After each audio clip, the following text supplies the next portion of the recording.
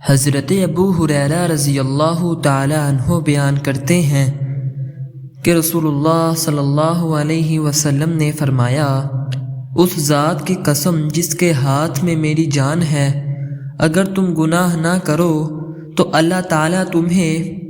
اس دنیا سے لے جائے اور ایک دوسری قوم لے آئے جو گناہ کریں، پھر اللہ سے مغفرت طلب کرے تو وہ انہیں معاف کر دے۔ حضرت ابو ہریرہ رضی اللہ تعالی عنہ بیان کرتے ہیں کہ رسول اللہ صلی اللہ علیہ وسلم نے فرمایا، اللہ کی قسم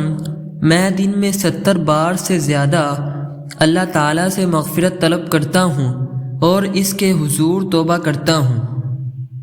حضرت ابو ہریرہ رضی اللہ تعالی عنہ بیان کرتے ہیں کہ رسول اللہ صلی اللہ علیہ وسلم نے فرمایا، کیا میں تمہیں ایسا کلمہ نہ بتاؤں جو کہ عرش کے نیچے جنت کا خزانہ ہے،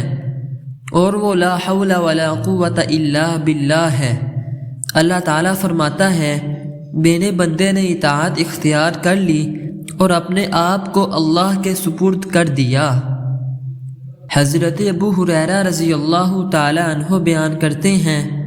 کہ رسول اللہ صلی اللہ علیہ وسلم نے فرمایا، لا حول ولا قوت الا باللہ 99 بیماریوں کی دوا ہے، اور ان میں سے سب سے ہلکی بیماری غم ہے۔